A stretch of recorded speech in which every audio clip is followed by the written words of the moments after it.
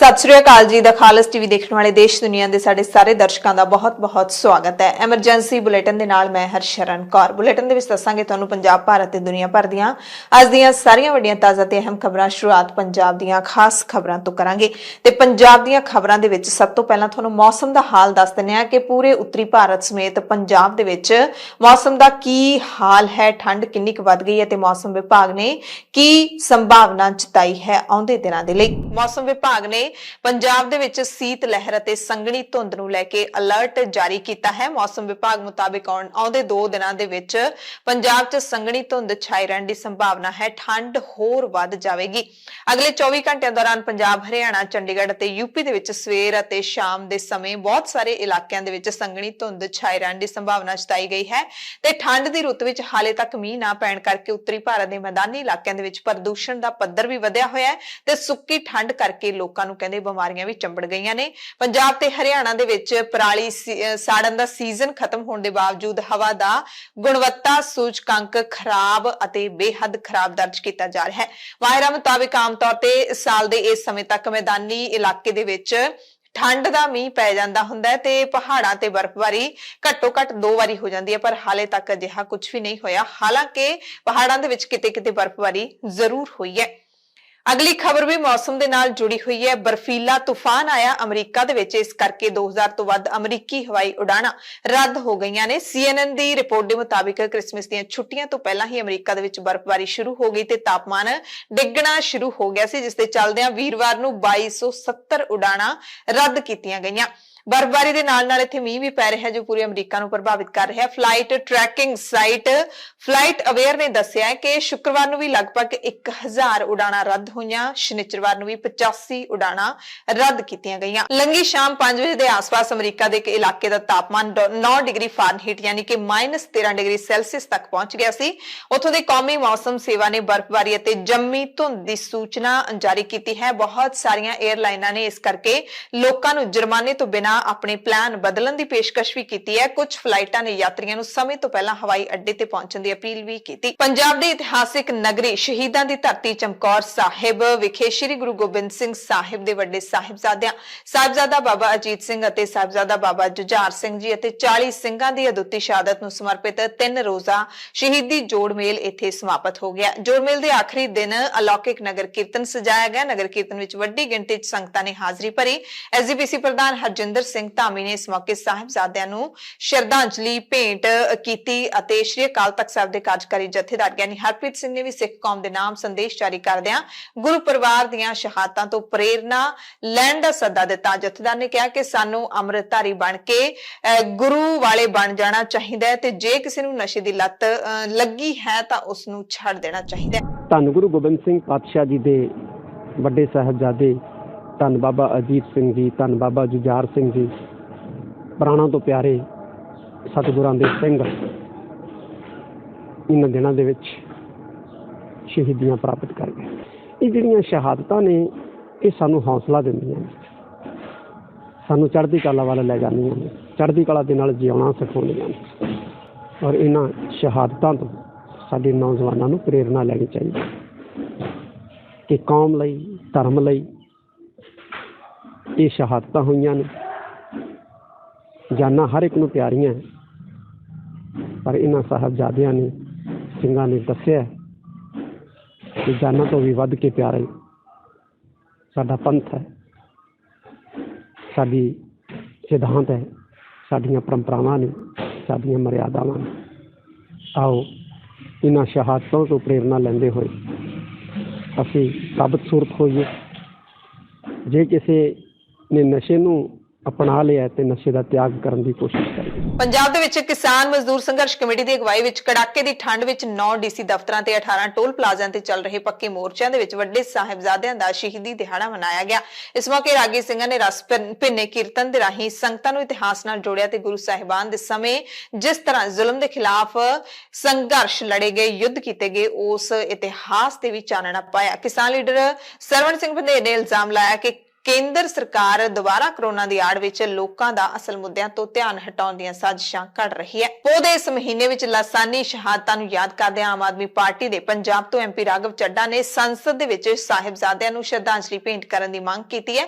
ਇਸ ਮੰਗ ਨੂੰ ਲੈ ਕੇ ਰਾਘਵ ਚੱਡਾ ਨੇ ਰਾਜ ਸਭਾ ਦੇ ਚੇਅਰਮੈਨ ਨੂੰ ਚਿੱਠੀ ਲਿਖੀ ਹੈ। ਹਰ ਸਾਲ ਸ਼ਹੀਦੀ ਹਫ਼ਤੇ ਦੌਰਾਨ ਸਾਹਿਬਜ਼ਾਦਿਆਂ ਤੇ ਮਾਤਾ ਗੁਜਰੀ ਜੀ ਨੂੰ ਸ਼ਰਧਾਂਜਲੀ ਭੇਂਟ ਕੀਤੇ ਜਾਣ ਦੀ ਮੰਗ ਕੀਤੀ ਹੈ ਤੇ ਦੇਸ਼ ਦੇ ਹਰੇਕ ਸਕੂਲ ਦੇ ਵਿੱਚ ਸ੍ਰੀ ਗੁਰੂ ਗੋਬਿੰਦ ਸਿੰਘ ਸਾਹਿਬ ਅਤੇ ਸਾਹਿਬਜ਼ਾਦਿਆਂ ਬਾਰੇ ਪੜ੍ਹਾਏ ਜਾਣ ਦੀ ਮੰਗ ਵੀ ਰਾਘਵ ਚੱਡਾ ਨੇ ਆਪਣੀ ਚਿੱਠੀ ਵਿੱਚ ਸ਼ਾਮਲ ਕੀਤੀ ਹੈ। ਕੁਝ ਸਮਾਂ ਪਹਿਲਾਂ ਕੇਂਦਰ ਸਰਕਾਰ ਦੇ ਵੱਲੋਂ ਸਾਹਿਬਜ਼ਾਦਿਆਂ ਦੇ ਸ਼ਹੀਦੀ ਦਿਹਾੜੇ ਨੂੰ ਵੀਰ ਬਾਲ ਦਿਵਸ ਵਜੋਂ ਐਲਾਨੇ ਜਾਣ ਦੇ SGPC ਅਤੇ ਸਿੱਖ ਸੰਗਤ ਦੇ ਵਿਰੋਧ ਦੇ ਬਾਵਜੂਦ ਕੇਂਦਰ ਸਰਕਾਰ ਇਹਨਾਂ ਸ਼ਹਾਦਤਾਂ ਨੂੰ ਵੀਰ ਬਾਲ ਦਿਵਸ ਵਜੋਂ ਹੀ ਮਨਾਉਣ ਦੀ ਤਿਆਰੀ ਕਰ ਰਹੀ ਹੈ, ਜਿਸ ਨੂੰ ਲੈ ਕੇ ਦਿੱਲੀ ਦੇ ਵਿੱਚ ਸੈਂਟਰ ਸਰਕਾਰ ਨੇ ਸਮਾਗਮ ਤੈਅ ਵੀ ਕਰ ਦਿੱਤਾ ਹੈ। ਕੇਂਦਰ ਸਰਕਾਰ ਦੇ ਸੱਭਿਆਚਾਰਕ ਮੰਤਰਾਲੇ ਨੇ ਮੇਜਰ ਧਿਆਨ ਚੰਦ ਕੌਮੀ ਸਟੇਡੀਅਮ ਦਿੱਲੀ ਦੇ ਵਿੱਚ 26 ਦਸੰਬਰ ਸਵੇਰੇ 11 ਵਜੇ ਵੱਡਾ ਸਮਾਗਮ ਕਰਵਾਏ ਜਾਣ ਦੀ ਜਾਣਕਾਰੀ ਦਿੱਤੀ ਹੈ, ਜਿਸ ਵਿੱਚ ਮੁੱਖ ਮਹਿਮਾਨ ਦੇ ਵਜੋਂ ਪ੍ਰਧਾਨ ਮੰਤਰੀ ਨਰਿੰਦਰ ਮੋਦੀ ਖੁਦ ਸ਼ਾਮਲ ਹੋਣਗੇ। ਇਸ ਸਮਾਗਮ ਦੇ ਵਿੱਚ ਕੇਂਦਰੀ ਗ੍ਰਹਿ ਮੰਤਰੀ ਅਮਿਤ ਸ਼ਾਹ, ਕੇਂਦਰੀ ਮੰਤਰੀ ਜੀ ਕਿਸ਼ਨ ਰੈਡੀ, ਅਰਜੁਨ ਰਾਮ ਮੇਘਵਾਲ ਅਤੇ ਮੀਨਾਕਸ਼ੀ ਲੇਖੀ ਸਮੇਤ ਹੋਰ ਅਹਿਮ ਸ਼ਖਸੀਅਤਾਂ ਹਾਜ਼ਰ ਰਹਿਣਗੀਆਂ। ਸਮਾਗਮ ਦੇ ਵਿੱਚ ਅਹਿਮ ਗੱਲ ਇਹ ਹੈ ਕਿ ਇਹ ਸਮਾਗਮ ਦਿੱਲੀ ਸਿੱਖ ਗੁਰਦੁਆਰਾ ਪ੍ਰਬੰਧਕ ਕਮੇਟੀ ਦੇ ਸਹਿਯੋਗ ਦੇ ਨਾਲ ਕਰਵਾਇਆ ਜਾ ਰਿਹਾ ਹੈ, ਜਿਸ ਵਿੱਚ ਬੱਚੇ ਗੁਰੂ ਕੀ ਲਾਹੀ ਬਾਣੀ ਦਾ ਰਸ ਭਿੰਨਾ ਕੀਰਤਨ ਵੀ ਕਰਨਗੇ। ਸੋ ਇੱਥੇ ਬੜੀ ਚਿੰਤਾ ਵਾਲੀ ਗੱਲ ਹੈ ਸਿੱਖ ਕੌਮ ਦੇ ਲਈ ਕਿ ਇੱਕ ਪਾਸੇ SGPC ਦੇ ਵੱਲੋਂ ਇਸ ਨਾਮ ਤੇ ਇਤਰਾਜ਼ ਜਤਾਇਆ ਜਾ ਰਿਹਾ, ਸ਼੍ਰੀ ਅਕਾਲ ਤਖਤ ਸਾਹਿਬ ਦੇ ਜਥੇਦਾਰ ਦੇ ਵੱਲੋਂ ਵੀ ਇਤਰਾਜ਼ ਜਤਾਇਆ ਜਾ ਚੁੱਕਿਆ, ਸਿੱਖ ਸੰਗਤ ਨੂੰ ਇਹ ਨਾਮ ਪ੍ਰਵਾਨ नहीं है, पर दिल्ली कमेटी खुद इस प्रोग्राम का प्रबंध करवा रही है। साहिबजादों का प्रचार और प्रसार किया जाए, इसके लिए भारत सरकार ने बहुत बड़ा एक प्रोग्राम दिया है। उस प्रोग्राम की मैं आपको जानकारी देना चाहता हूं। देश के लोगों को घर घर तक साहिबजादों का इतिहास पहुंचे, इस बात के लिए भारत के प्रधानमंत्री वचनबद्ध हैं और उनकी वचनबद्धता आपको इस प्रोग्राम से पता चलेगी कि किस शिद्दत के साथ कि हर बुजुर्ग तक, देश की हर माता तक गुरु गोविंद सिंह जी के लालों का, साहिबजादों का इतिहास पहुंचे।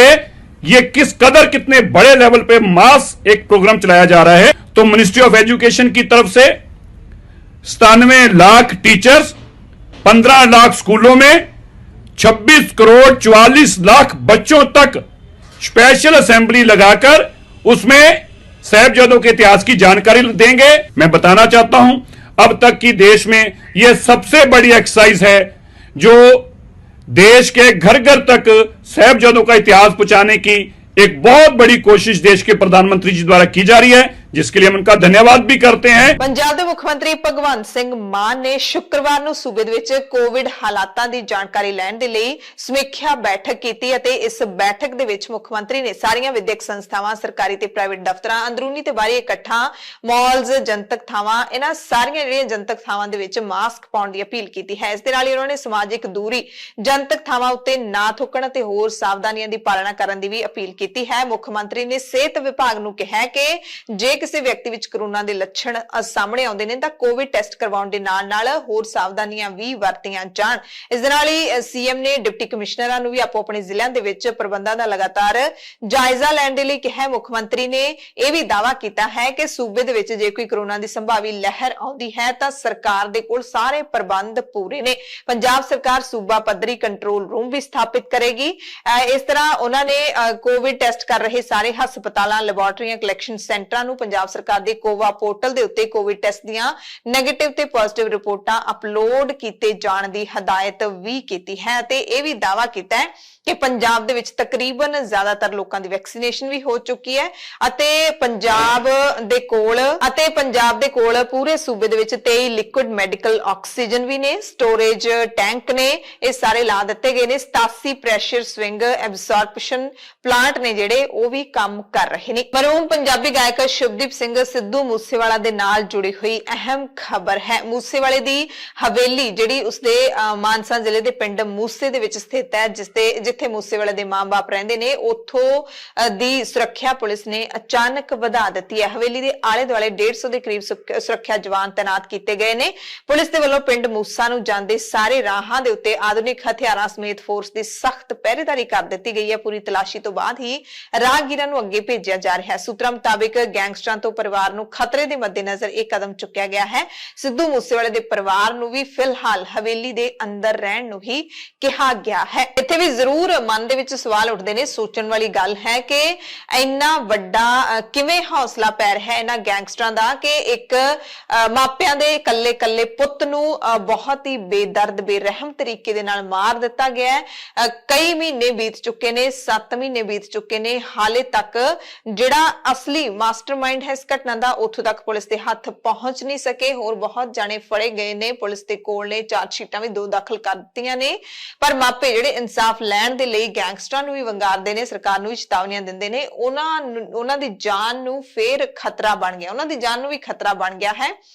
ਤੇ ਕਿਸ ਤਰੀਕੇ ਦੇ ਸੂਬੇ ਦੇ ਵਿੱਚ ਹਾਲਾਤ ਨੇ ਅੰਦਾਜ਼ਾ ਲਾਇਆ ਜਾ ਸਕਦਾ ਹੈ। ਜ਼ੀਰਾ ਮੋਰਚੇ ਦੀ ਗੱਲ ਕਰ ਲੈਂਦੇ ਆ, ਜਿੱਥੇ ਮਨਸੂਰਵਾਲ ਕਲਾਂ ਪਿੰਡ ਦੇ ਵਿੱਚ ਮਾਲਬਰੋਸ ਸ਼ਰਾਬ ਫੈਕਟਰੀ ਦੇ ਬਾਹਰ ਲਗਾਤਾਰ ਧਰਨਾ ਲੱਗਿਆ ਹੋਇਆ ਹੈ। ਸੁਣਵਾਈ ਹੋਈ ਹੈ ਇਸ ਮਾਮਲੇ ਨੂੰ ਲੈ ਕੇ ਪੰਜਾਬ ਹਰਿਆਣਾ ਹਾਈ ਕੋਰਟ ਦੇ ਵਿੱਚ, ਪਰ ਅਗਲੀ ਤਰੀਕ 28 ਫਰਵਰੀ ਪੈ ਗਈ ਹੈ। ਇਸ ਸੁਣਵਾਈ ਦੇ ਦੌਰਾਨ ਸਰਕਾਰ ਨੇ ਕਮੇਟੀ ਨੂੰ ਲੈ ਕੇ ਅਦਾਲਤ ਵਿੱਚ ਆਪਣਾ ਜਵਾਬ ਰੱਖਿਆ ਹੈ। ਸਰਕਾਰ ਨੇ ਕਿਹਾ ਕਿ ਅਸੀਂ ਮਾਹਿਰਾਂ ਦੀਆਂ 4 ਕਮੇਟੀਆਂ ਬਣਾਈਆਂ ਨੇ, ਜਿਸ ਤੇ ਫੈਕਟਰੀ ਮਾਲਕ ਵੱਲੋਂ ਵੀ ਕਮੇਟੀ ਵਿੱਚ ਸ਼ਾਮਲ ਕਰਨ ਦੀ ਮੰਗ ਕੀਤੀ ਗਈ ਹੈ ਤੇ ਸਰਕਾਰ ਨੇ ਦੱਸਿਆ ਕਿ ਅਸੀਂ ਫੈਕਟਰੀ ਮਾਲਕ ਨੂੰ ਕਮੇਟੀ ਵਿੱਚ ਸ਼ਾਮਲ ਕਰਨ ਦੇ ਲਈ ਤਿਆਰ ਹਾਂ। ਸੁਣਵਾਈ ਦੌਰਾਨ ਪਿੰਡ ਦੇ ਸਰਪੰਚ ਦੇ ਵਕੀਲ ਨੇ ਅਦਾਲਤ ਵਿੱਚ ਕਿਹਾ ਕਿ ਪਿੰਡ ਵਾਲੇ ਕਮੇਟੀ ਨੂੰ ਸਹਿਯੋਗ ਕਰਨ ਲਈ ਤਿਆਰ ਨੇ, ਪਰ ਸ਼ਰਤ ਹੈ ਪਿੰਡ ਵਾਲਿਆਂ ਦੀ ਕਿ ਜਾਂਚ ਕਮੇਟੀ ਦੀ ਰਿਪੋਰਟ ਆਉਣ ਤੱਕ ਫੈਕਟਰੀ ਨੂੰ ਬੰਦ ਰੱਖਿਆ ਜਾਵੇ। ਇਸ ਤੋਂ ਇਲਾਵਾ ਫੈਕਟਰੀ ਮਾਲਕ ਅਤੇ ਹੋਰ ਪ੍ਰਸ਼ਾਸਨਿਕ ਅਧਿਕਾਰੀ ਜ਼ੀਰਾ ਆਉਣ ਤੇ 1 ਹਫ਼ਤਾ ਉਹਨਾਂ ਦੇ ਨਾਲ ਰਹਿਣ, ਜਿਹੜਾ ਪਾਣੀ ਉਹ ਪੀ ਰਹੇ ਨੇ ਉਹਨੂੰ ਉਹ ਵੀ ਪੀਣ ਜਾਂ ਫਿਰ ਪੀ ਕੇ ਦਿਖਾਉਣ ਤੇ ਫੇਰ ਦਾਅਵਾ ਕਰਨ ਕਿ ਪਾਣੀ ਕਿੰਨਾ ਸਾਫ਼ ਹੈ। ਸੋ ਅਦਾਲਤ ਦੇ ਵਿੱਚ ਹੋਈ ਸੁਣਵਾਈ ਦੌਰਾਨ 3 ਜਾਂਚ ਏਜੰਸੀਆਂ ਨੇ ਆਪਣੀ ਰਿਪੋਰਟ ਅਦਾਲਤ ਵਿੱਚ ਰੱਖੀ ਹੈ। ਹਾਈ ਕੋਰਟ ਨੇ ਪੰਜਾਬ ਸਰਕਾਰ ਨੂੰ 2 ਹਫ਼ਤਿਆਂ ਦੇ ਅੰਦਰ ਹਲਫਨਾਮਾ ਦਾਖਲ ਕਰਨ ਦੇ ਹੁਕਮ ਦੇ ਦਿੱਤੇ ਨੇ ਤੇ ਹੁਣ ਮਾਮਲੇ ਦੀ ਅਗਲੀ ਸੁਣਵਾਈ 28 ਫਰਵਰੀ ਨੂੰ ਹੋਏਗੀ। ਕਾਫੀ ਅੱਗੇ ਪਾ ਦਿੱਤੀ ਗਈ ਹੈ। ਜਨਵਰੀ ਦਾ ਪੂਰਾ ਮਹੀਨਾ ਉਹ ਹੁਣ ਮੋਰਚਾ ਇਸੇ ਤਰ੍ਹਾਂ ਲੱਗਿਆ ਰਹੇਗਾ। ਸਰਕਾਰ ਤੇ ਮੋਰਚੇ ਵਾਲਿਆਂ ਦੇ ਦਰਮਿਆਨ ਤਣਾਅ ਹੋਵੇਗਾ ਜਾਂ ਫਿਰ ਸੁਲਹ ਸਫਾਈ ਹੋ ਜਾਵੇਗੀ, ਇਹ ਦੇਖਣਾ ਕਾਫੀ ਅਹਿਮ ਰਹੇਗਾ। ਸੋ ਜ਼ੀਰਾ ਮੋਰਚਾ ਵੀ ਲਗਾਤਾਰ ਜਾਰੀ ਹੈ ਤੇ ਸੋਸ਼ਲ ਮੀਡੀਆ ਤੇ ਮੋਰਚੇ ਦੀ ਹਮਾਇਤ ਕਰਨ ਵਾਲੇ ਟਰੈਕਟਰ ਟੂ ਟਵਿੱਟਰ ਦੇ ਨੌਜਵਾਨ ਸਰਕਾਰ ਨੂੰ ਤਿੱਖੇ ਸਵਾਲਾਂ ਦੀ ਝੜੀ ਵੀ ਲਾ ਰਹੇ ਨੇ।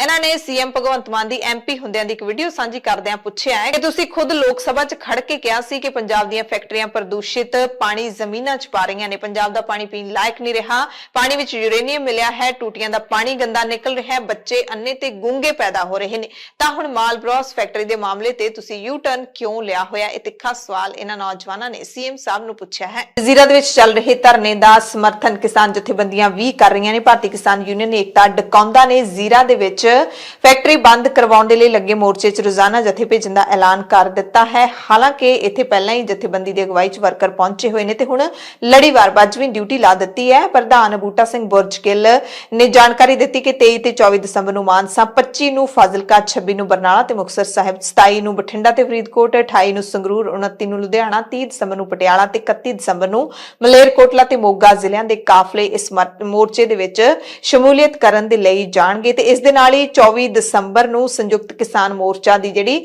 ਕੌਮੀ ਮੀਟਿੰਗ ਕਰਨਾਲ ਦੇ ਵਿੱਚ ਹੋ ਰਹੀ ਹੈ। ਇਹ ਵੀ ਬੂਟਾ ਸਿੰਘ ਬੁਰਜਕਿਲ ਨੇ ਜਾਣਕਾਰੀ ਦਿੱਤੀ। ਪੰਜਾਬ ਕਾਂਗਰਸ ਦੇ ਸਾਬਕਾ ਪ੍ਰਧਾਨ ਨਵਜੋਤ ਸਿੰਘ ਸਿੱਧੂ ਦੇ ਨਾਲ ਜੁੜੀ ਹੋਈ ਵੱਡੀ ਖਬਰ ਹੈ ਕਿ ਰੋਡ ਰੇਜ ਮਾਮਲੇ ਦੇ ਵਿੱਚ ਪਟਿਆਲਾ ਦੀ ਕੇਂਦਰੀ ਜੇਲ੍ਹ ਦੇ ਵਿੱਚ ਬੰਦ ਨਵਜੋਤ ਸਿੰਘ ਸਿੱਧੂ ਆਪਣੀ ਸਜ਼ਾ ਪੂਰੀ ਕਰਨ ਤੋਂ ਪਹਿਲਾਂ ਰਿਹਾ ਹੋ ਰਹੇ ਨੇ। 26 ਜਨਵਰੀ ਨੂੰ ਨਵਜੋਤ ਸਿੰਘ ਸਿੱਧੂ ਜੇਲ੍ਹ ਚੋਂ ਬਾਹਰ ਆ ਜਾਣਗੇ। ਦੈਨਿਕ ਭਾਸਕਰ ਦੀ ਖਬਰ ਦੇ ਮੁਤਾਬਿਕ ਗਣਤੰਤਰ ਦਿਵਸ ਦੇ ਮੌਕੇ ਸਿੱਧੂ ਨੂੰ ਸਰਕਾਰ ਦੀਆਂ ਹਦਾਇਤਾਂ ਦੇ ਮੁਤਾਬਿਕ ਰਿਹਾ ਕੀਤਾ ਜਾ ਰਿਹਾ ਹੈ। ਪਿਛਲੇ ਦਿਨੀ ਕੇਂਦਰ ਸਰਕਾਰ ਨੇ ਫੈਸਲਾ ਲਿਆ ਸੀ ਕਿ ਗਣਤੰਤਰ ਦਿਵਸ ਅਤੇ ਸੁਤੰਤਰਤਾ ਦਿਵਸ ਦੇ ਮੌਕੇ, ਆਜ਼ਾਦੀ ਦਿਹਾੜੇ ਮੌਕੇ ਜਿਹੜੇ ਕੈਦੀਆਂ ਦਾ ਆਚਰਣ ਠੀਕ ਹੁੰਦਾ ਹੈ, ਜਿਨ੍ਹਾਂ ਨੇ ਕੋਈ ਵੀ ਛੁੱਟੀ ਨਹੀਂ ਲਈ ਹੋਈ, ਜੇਲ੍ਹ ਦੇ ਨਿਯਮਾਂ ਦੇ ਮੁਤਾਬਿਕ ਉਹਨਾਂ ਨੇ ਸਜ਼ਾ ਕੱਟੀ ਹੈ, ਉਹਨਾਂ ਨੂੰ ਕੁਝ ਸ਼ਰਤਾਂ ਦੇ ਤਹਿਤ ਰਿਹਾ ਕੀਤਾ ਜਾ ਸਕਦਾ ਹੈ। ਪਤਾ ਲੱਗਿਆ ਕਿ ਗਣਤੰਤਰ ਦਿਵਸ ਦੇ ਮੌਕੇ 26 ਜਨਵਰੀ ਨੂੰ ਸ਼ਾਮ ਨੂੰ 7 ਵਜੇ ਸਜ਼ਾ ਪੂਰੀ ਕਰਨ ਤੋਂ ਬਾਅਦ ਸਿੱਧੂ ਜੇਲ੍ਹੋਂ ਬਾਹਰ ਆਉਣਗੇ। ਪਹਿਲਾਂ ਗੁਰਦੁਆਰਾ ਦੁੱਖ ਨਿਵਾਰਨ ਸਾਹਿਬ ਵਿਖੇ ਮੱਥਾ ਟੇਕਣਗੇ। ਅਗਲੇ ਦਿਨ ਫਿਰ ਸਵੇਰੇ ਸੱਚਖੰਡ ਸ੍ਰੀ ਹਰਿਮੰਦਰ ਸਾਹਿਬ ਅੰਮ੍ਰਿਤਸਰ ਦੇ ਲਈ ਰਵਾਨਾ ਹੋਣਗੇ। 19 ਮਈ 2022 ਨੂੰ ਸੁਪਰੀਮ ਕੋਰਟ ਨੇ ਨਵਜੋਤ ਸਿੰਘ ਸਿੱਧੂ ਨੂੰ 1 ਸਾਲ ਦੀ ਸਜ਼ਾ ਸੁਣਾਈ ਸੀ ਤੇ ਸਿੱਧੂ ਨੇ ਅਗਲੇ ਦਿਨ ਯਾਨੀ ਕਿ 20 ਮਈ ਨੂੰ ਪਟਿਆਲਾ ਸੈਸ਼ਨ ਕੋਰਟ ਦੇ ਵਿੱਚ ਸਰੈਂਡਰ ਕਰ ਦਿੱਤਾ ਸੀ। ਸਿੱਧੂ 1 ਸਾਲ ਤੋਂ ਪਹਿਲਾਂ ਹੀ ਆਪਣੀ ਸਜ਼ਾ ਭੁਗਤ ਕੇ ਆ ਰਹੇ ਨੇ। ਇਸ ਤੇ ਤਕਨੀਕੀ ਕਾਰਨ ਅਸੀਂ ਤੁਹਾਨੂੰ ਦੱਸ ਹੀ ਚੁੱਕੇ ਹਾਂ ਕਿ ਕੈਦੀ ਦੇ ਚੰਗੇ ਵਿਹਾਰ ਨੂੰ ਦੇਖਦੇ ਹੋਏ ਸਰਕਾਰ ਉਹਨਾਂ ਦੀ ਸਜ਼ਾ ਮਾਫ ਕਰ ਸਕਦੀ ਹੈ। ਜੇਲ੍ਹ ਸੁਪਰਡੈਂਟ 30 ਦਿਨਾਂ ਦੀ ਸਜ਼ਾ ਵਿੱਚ ਮਾਫੀ ਦੀ ਛੋਟ ਦੇ ਸਕਦਾ ਹੈ। ਡੀਜੀਪੀ ਜੇਲ੍ਹਾਂ ਦੇ ਕੋਲ 60 ਦਿਨਾਂ ਦੀ ਸਜ਼ਾ ਮਾਫ ਕਰਨ ਦਾ ਅਧਿਕਾਰ ਹੁੰਦਾ ਹੈ ਤੇ ਇਹ ਅਧਿਕਾਰੀ ਸਰਕਾਰ ਨੂੰ ਸਿਫਾਰਿਸ਼ ਕਰ ਸਕਦੇ ਨੇ ਤੇ ਜੇ ਸਰਕਾਰ ਇਸ ਸਿਫਾਰਿਸ਼ ਨੂੰ ਮਨਜ਼ੂਰ ਕਰ ਲਵੇ ਤਾਂ ਫਿਰ ਕੈਦੀ ਦੀ ਰਿਹਾਈ ਹੋ ਸਕਦੀ ਹੈ। ਜ਼ਾਹਿਰ ਤੌਰ ਤੇ ਇਹਨਾਂ ਨੇ ਸਿਫਾਰਿਸ਼ ਕੀਤੀ ਹੋਏਗੀ ਤੇ ਪੰਜਾਬ ਸਰਕਾਰ, ਆਮ ਆਦਮੀ ਪਾਰਟੀ ਦੀ ਸਰਕਾਰ ਨੇ ਇਹ ਸਿਫਾਰਿਸ਼ ਮਨਜ਼ੂਰ ਕੀਤੀ ਹੋਏਗੀ। ਪੰਜਾਬ ਦੇ ਮੁੱਖ ਮੰਤਰੀ ਭਗਵੰਤ ਮਾਨ ਦੇ ਨਾਲ ਸਿੱਧੂ ਦੀ ਪੁਰਾਣੀ ਨੇੜਤਾ ਦੀ ਇੱਥੇ ਝਲਕ ਜ਼ਰੂਰ ਪੈਂਦੀ ਹੈ ਕਿ ਕਿਤੇ ਨਾ ਕਿਤੇ ਉਹ ਵੀ ਚੀਜ਼ਾਂ ਮੈਟਰ ਕਰਦੀਆਂ ਨੇ। ਦੇਖਿਆ ਜਾਵੇ ਤਾਂ ਜੇਲ੍ਹ ਜਾਣ ਤੋਂ ਪਹਿਲਾਂ ਨਵਜੋਤ ਸਿੰਘ ਸਿੱਧੂ ਪਹਿਲੇ ਜਿਹੇ ਵਿਰੋਧੀ ਧਿਰਾਂ ਚੋਂ ਲੀਡਰ ਸਨ ਜਿਨ੍ਹਾਂ ਨਾਲ ਮੁਲਾਕਾਤ ਕਰਨ ਦੇ ਲਈ ਭਗਵੰਤ ਮਾਨ ਨੇ ਖੁਦ ਸਮਾਂ ਦਿੱਤਾ ਸੀ। ਦੋਨਾਂ ਦੀ ਮੁਲਾਕਾਤ ਹੋਈ ਸੀ। ਇਸ ਤੋਂ ਜ਼ਾਹਿਰ ਹੁੰਦਾ ਹੈ ਕਿ ਸੀਐਮ ਤੇ ਸਿੱਧੂ ਭਗਵੰਤ ਮਾਨ ਵਿਚਾਲੇ ਰਿਸ਼ਤੇ ਨੇ ਜਿਹੜੇ ਉਹ ਕਾਫੀ ਕਲੀਅਰ ਨੇ, ਸਾਫ਼ ਨੇ। ਕਸ਼ਮੀਰ ਦੇ ਸਿੱਖਾਂ ਨੂੰ ਲੈ ਕੇ ਵੱਡੀ ਖਬਰ ਆ ਰਹੀ ਹੈ ਜਿੱਥੇ ਧਮਕੀਆਂ ਦਾ ਦੌਰ ਹੈ ਜਿਹੜਾ ਉਹ ਚੱਲ ਪਿਆ ਹੈ। ਅੱਤਵਾਦੀਆਂ ਨੇ ਹੁਣ ਇੰਟਰਨੈਟ ਤੇ ਬੀਜੇਪੀ ਦੇ 18 ਲੀਡਰਾਂ ਦੀ ਸੂਚੀ ਜਾਰੀ ਕੀਤੀ ਹੈ ਜਿਸ ਵਿੱਚ ਕਸ਼ਮੀਰ 'ਚ ਰਹਿੰਦੇ ਸਿੱਖਾਂ ਨੂੰ ਕਸ਼ਮੀਰ ਛੱਡਣ ਦੀ ਧਮਕੀ ਵੀ ਦਿੱਤੀ ਗਈ ਹੈ। ਕਥਿਤ ਤੌਰ ਤੇ ਨਤੀਜੇ ਭੁਗਤਣ ਦੀ ਗੱਲ ਵੀ ਕਹੀ ਹੈ। ਕਸ਼ਮੀਰੀ ਹਿੰਦੂਆਂ ਅਤੇ ਹੋਰ ਘੱਟ ਗਿਣਤੀਆਂ ਦੇ ਉਜਾੜੇ ਤੋਂ ਬਾਅਦ ਦੇਰ ਰਾਤ ਇਹਨਾਂ ਗਰੁੱਪਾਂ ਨੇ ਵੀ ਕਸ਼ਮੀਰ ਵਿੱਚ ਸਰਗਰਮ ਬੀਜੇਪੀ ਦੇ 18 ਲੀਡਰਾਂ ਦੀ ਹਿੱਟ ਲਿਸਟ ਜਾਰੀ ਕੀਤੀ ਹੈ ਅਤੇ ਸਿੱਖਾਂ ਨੂੰ ਕਸ਼ਮੀਰ ਛੱਡਣ ਦੀ ਧਮਕੀ ਦੇ ਦਿੱਤੀ ਹੈ। TRF ਯਾਨੀ ਕਿ ਅੱਤਵਾਦੀ ਜਥੇਬੰਦੀ ਹੈ ਜਿਹੜੀ ਦ ਰੈਸਿਸਟੈਂਟ ਫਰੰਟ ਨੇ ਪੁਲਵਾਮਾ ਜ਼ਿਲ੍ਹੇ ਦੇ ਦਿਵਰਤਰਾਲ ਇਲਾਕੇ ਵਿੱਚ ਰਹਿਣ ਵਾਲੇ ਸਿੱਖਾਂ ਨੂੰ ਨਿਸ਼ਾਨਾ ਬਣਾਉਣ ਦੀ ਧਮਕੀ ਦਿੱਤੀ ਹੈ ਤੇ ਇਸ ਧਮਕੀ ਤੋਂ ਬਾਅਦ ਸਰਕਾਰ ਤੇ ਪ੍ਰਸ਼ਾਸਨ ਅਲਰਟ ਹੋ ਗਏ ਨੇ। ਇੱਕ ਵੱਡਾ ਹਾਦਸਾ ਵਾਪਰਿਆ ਹੈ ਭਾਰਤੀ ਫੌਜ ਦੇ ਜਵਾਨਾਂ ਦੇ ਨਾਲ ਸਿੱਕਮ ਦੇ ਵਿੱਚ। ਉੱਤਰੀ ਸਿੱਕਮ ਦੇ ਵਿੱਚ ਭਾਰਤ ਚੀਨ ਸਰਹੱਦ ਦੇ ਨੇੜੇ ਫੌਜੀ ਟਰੱਕ ਦੇ ਖੱਡ ਵਿੱਚ ਡਿੱਗਣ ਕਾਰਨ 16 ਫੌਜੀਆਂ ਦੀ ਦਰਦਨਾਕ ਮੌਤ ਹੋ ਗਈ ਅਤੇ 4 ਜ਼ਖਮੀ ਹੋ ਗਏ। ਭਾਰਤੀ ਫੌਜ ਦੀ ਪੂਰਬੀ ਕਮਾਂਡ ਨੇ ਦੱਸਿਆ ਕਿ ਇਹ ਘਟਨਾ ਉੱਤਰੀ ਸਿੱਕਮ ਦੇ ਜ਼ੇਮਾ ਦੇ ਵਿੱਚ ਵਾਪਰੀ ਹੈ। 3 ਟਰੱਕਾਂ ਦਾ ਕਾਫਲਾ ਜਾ ਰਿਹਾ ਸੀ। ਇੱਕ ਟਰੱਕ ਖੱਡ ਵਿੱਚ ਡਿੱਗ ਪਿਆ। ਸੂਬੇ ਦੀ ਰਾਜਧਾਨੀ ਗੰਗਟੋਕ ਤੋਂ 130 ਕਿਲੋਮੀਟਰ ਦੀ ਦੂਰੀ ਤੇ ਸਵੇਰੇ 8 ਵਜੇ ਦੇ ਕਰੀਬ ਇਹ ਹਾਦਸਾ ਵਾਪਰਿਆ ਹੈ। ਫੌਜ ਦਾ ਵਾਹਨ 20 ਜਵਾਨਾਂ ਦੇ ਨਾਲ ਸਰਹੱਦੀ ਚੌਂਕੀਆਂ ਵੱਲ ਜਾ ਰਿਹਾ ਸੀ ਤਾਂ ਇੱਕ ਮੋੜ ਤੇ ਉਲਟ ਕੇ ਡੂੰਗੀ ਖੱਡ ਦੇ ਵਿੱਚ ਡਿੱਗ ਪਿਆ। ਬਚਾਅ ਟੀਮਾਂ ਨੂੰ ਮੌਕੇ ਤੇ ਭੇਜਿਆ ਗਿਆ। 4 ਜ਼ਖਮੀ ਜਵਾਨਾਂ ਨੂੰ ਹੈਲੀਕਾਪਟਰ ਰਾਹੀਂ ਉੱਥੋਂ ਬਾਹਰ ਕੱਢ ਲਿਆ ਗਿਆ। ਫੌਜ ਨੇ ਕਿਹਾ ਕਿ ਇਸ ਹਾਦਸੇ ਵਿੱਚ 3 ਜੂਨੀਅਰ ਕਮਿਸ਼ਨਡ ਅਫਸਰਾਂ ਤੇ 13 ਜਵਾਨਾਂ ਦੀ ਮੌਤ ਹੋਈ ਹੈ।